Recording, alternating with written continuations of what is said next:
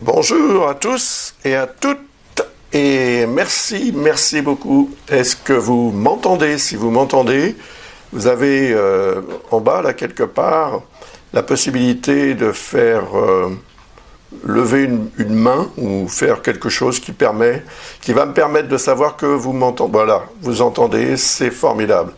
Donc pas de souci, on va commencer. Je vois que certaines personnes me demandent si elles peuvent enregistrer cette présentation. Donc je refuse parce que je vais faire un montage avec... je suis en train de me filmer avec un caméscope de meilleure qualité.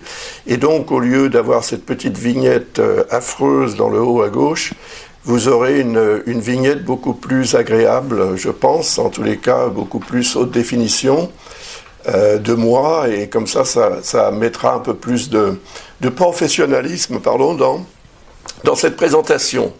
Alors, qu'est-ce que je vais présenter aujourd'hui, ce soir? Pour moi, il est 22h ici, 22h05. 5 ou 6. Et donc, c'est à propos des nœuds lunaires. Donc, je vais vous faire défiler des vignettes, enfin des cartons, comme on les appelle également, avec des dessins et toutes sortes de choses dessus, pour agrémenter cette présentation et pour qu'il y ait un fil conducteur, n'est-ce pas? C'est très important. Comme ça, on ne s'égare pas. Et moi qui suis Gémeaux, j'ai tendance assez souvent à m'égarer, à faire des digressions et à ne plus savoir où j'en étais quand j'ai commencé. Donc là, maintenant, je suis obligé de suivre ce fil conducteur.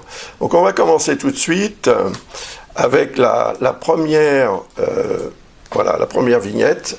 C'est donc le 29 janvier, c'est bientôt, hein, c'est dans 3 jours, à 7h du matin, heure Greenwich, heure universelle, comme on l'appelle maintenant, temps universel, TU, hein, et c'est donc à cette heure-là que le nœud lunaire nord va entrer à reculons en rétrogradation dans le signe des Poissons, et en face, bien évidemment, le nœud lunaire sud, que vous voyez ici, va, lui, entrer dans le signe de la Vierge, toujours en rétrogradation.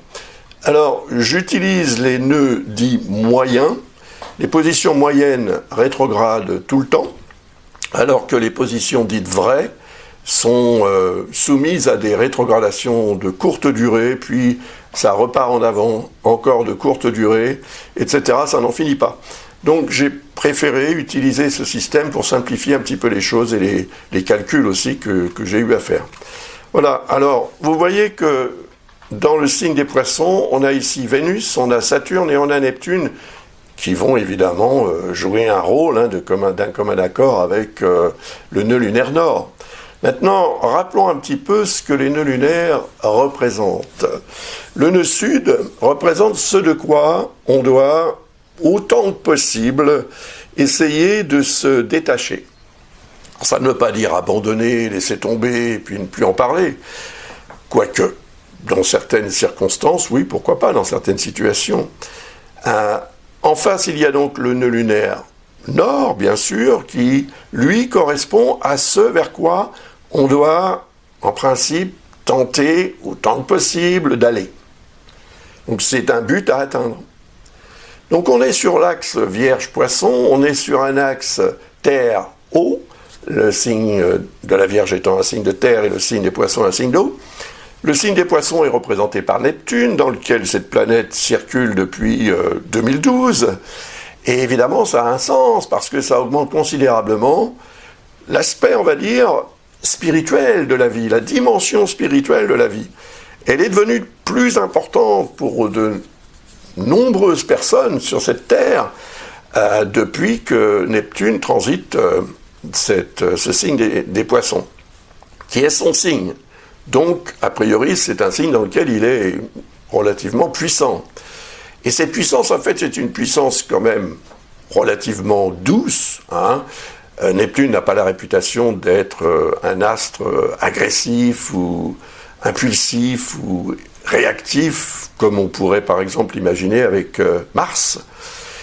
Mais en même temps, Neptune ouvre la porte, entre guillemets, ou la fenêtre sur un horizon beaucoup plus large.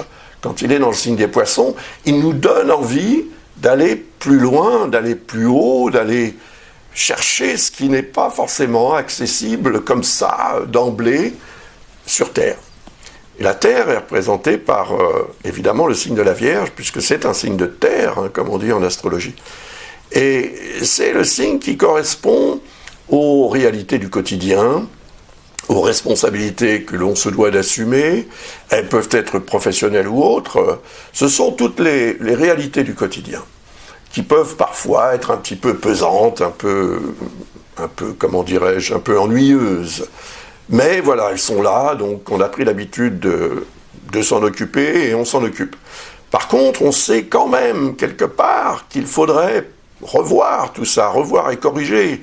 Peut-être faire du tri, faire un nettoyage dans ce secteur, le secteur du quotidien, le secteur des responsabilités. Ça peut être le travail, ça peut être aussi la santé, attention. Le signe de la Vierge, qui est le 6e signe du zodiaque, est symboliquement relié à la 6e maison astrologique qui représente le travail, oui, les responsabilités au quotidien, le sens du devoir, mais également la santé. Donc c'est très important quand même de se préoccuper de son état de santé général. On le fait parfois quand il est un peu tard, voire quand il est trop tard. Donc il faut aussi profiter de cette période. Ça va durer 18 mois.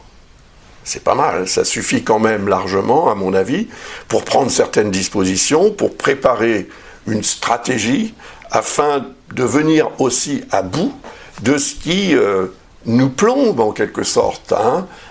L'expression est peut-être un peu forte, mais c'est vrai que ça peut représenter en fait tout ce qui n'est pas forcément très agréable dans la vie, tout ce qu'on s'est habitué à faire, mais dont on pourrait très bien se passer. Seulement, voilà, on ne s'en passe pas, parce qu'on a pris l'habitude. C'est la fameuse zone de confort des psychologues. Et cette zone de confort peut être très inconfortable, mais on s'y sent plus ou moins en sécurité. Disons que, au moins, on sait de quoi il s'agit. On a pris l'habitude de savoir de quoi cet environnement est fait. Et c'est pourquoi on arrive à s'y mouvoir et à gérer tant bien que mal tous ces détails qui appartiennent à ce secteur représenté par le signe de la Vierge. Seulement voilà, maintenant que le nœud lunaire sud va traverser ce signe pendant 18 mois, il va nous inciter à prendre les dispositions nécessaires, justement, pour réaliser ce nettoyage. En fait, il est nécessaire pour alléger ce que j'appelle le véhicule existentiel. On m'a demandé ce que c'était, ce véhicule existentiel. Alors, c'est pas votre voiture, c'est pas votre vélo, c'est pas le train, etc. C'est votre vie, tout simplement. Donc, elle vous mène quelque part, cette vie. Et elle vous mène, en principe, là où vous voulez aller, ou là où vous voudriez aller. Seulement, quand on s'encombre de trop de choses qui finissent par même polluer notre environnement. Et voilà, on a pris l'habitude, les fameuses habitudes qui sont reliées d'ailleurs assez au signe de la Vierge. Et ça ne veut pas dire que les natifs de la Vierge ont besoin d'avoir des habitudes. On en a tous besoin des habitudes. C'est vrai, ce sont des points de repère qui sont importants pour différentes raisons. Mais le signe de la Vierge a tendance quand même à focaliser sur certaines choses et parfois à oublier l'ensemble auquel les détails sur lesquels il va focaliser appartiennent.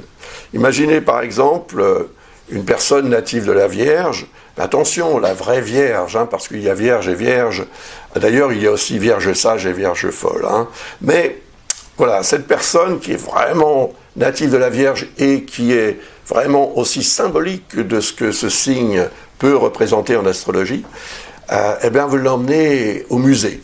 Elle va passer devant un magnifique tableau et elle ne va repérer qu'un petit détail de ce tableau, qui est un détail qui peut-être n'a rien à voir avec le tableau du tout. Et puis elle va focaliser sur ce détail et vous en parler pendant 1 heure. Mais après, si vous lui demandez de quel tableau il s'agissait, elle sera probablement incapable de vous le dire. C'est pas son sujet. Son sujet, c'est le détail. Donc, ce nœud lunaire sud il va nous inciter effectivement à tous devenir quelque part un petit peu vierges, c'est-à-dire à avoir davantage le sens du détail, mais pour la bonne cause, c'est-à-dire pour déterminer ce qui doit en fait arrêter d'être ce que c'est depuis trop longtemps, parce que ça gêne, parce que ça alourdit le véhicule existentiel. Si vous voulez aller plus loin dans votre véhicule, qu'il s'agisse de votre